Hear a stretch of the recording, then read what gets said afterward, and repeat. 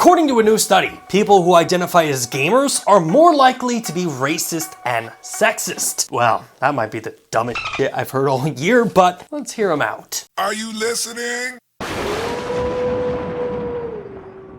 The question of the day, are gamers inherently racist and sexist? Jesus, guys, it's Halloween. We couldn't pick a more cheerful story for today's show. I mean, Nibel is leaving Twitter, and here we are talking about isms and gaming. Anyway, in a new study developed by Frontiers in Communication, they set out to determine whether or not video games and online platforms have become a breeding ground for extremist ideologies, and whether or not traits like sexism, racism, and aggressive behavior could be identified as key traits in gamer culture. Now, this study took place over 3 different sessions, in which Frontier dove into things like identity fusion in gaming, isolation, loneliness, along with whether or not specific games tend to breed more toxicity. And you know what? I've got to admit, this is actually kind of impressive. Last I heard, there was something like 3 billion gamers in the world. So to successfully pull off a study like this, you almost have to interview millions of people. Except in this case, during each session, Frontier sampled a study group filled with 300 people. 300.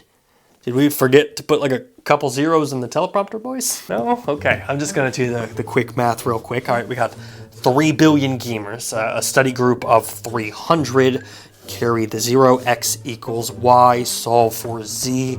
That comes out to be like 0.00001%. And for those of you that are math illiterate like me, but don't have a teleprompter giving you the answer, that is 100,000th of a single percentage. So let that sink in.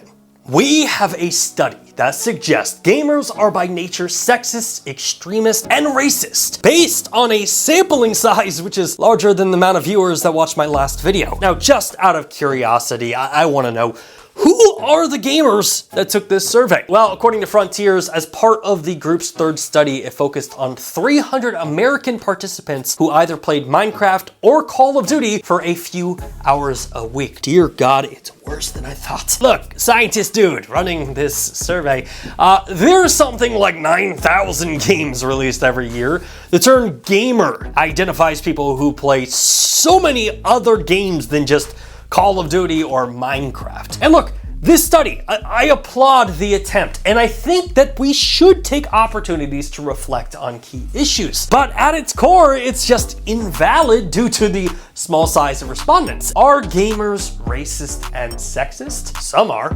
But keep in mind, when you have 3 billion people involved in one thing, you're gonna have some assholes. Some of those 3 billion people are just going to be the dredge of society. You're not gonna have an altruistic world where everyone sees things exactly like you do. But does that mean that all gamers are racist and sexist?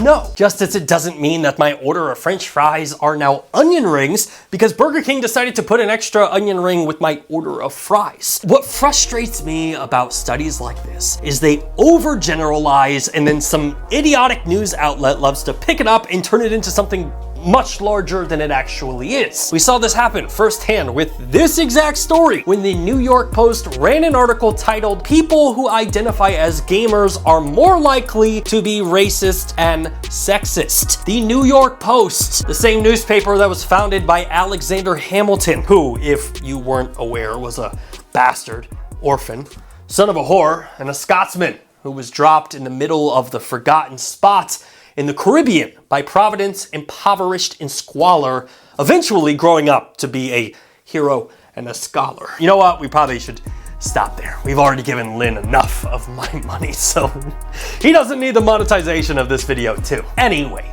saying that gamers are racist or sexist based on this study is not a fair generalization, because yes, there are probably some gamers out there that are racist and sexist, but gamers are so much more than that. Articles like these don't mention the millions of dollars raised by gamers every single year for charities like St. Jude's. They don't talk about how gamers help those in need, how they lift each other up and elevate causes like accessibility so more people can enjoy the art form that we love called video games. And again, My issue isn't a study. I genuinely would like to know if racism in gaming is a major issue. And as I said, we should reflect on that problem and address as necessary. But when you take such a small sampling size and turn that around and say, this is fact, that is just disingenuous and wrong. I can't stand outside of a McDonald's and survey 300 people and be like, people who identify as McDonald's customers are more likely to be racist and sexist. Even though you probably could say that McDonald's customers have terrible taste in food. Either way, it's just nonsense.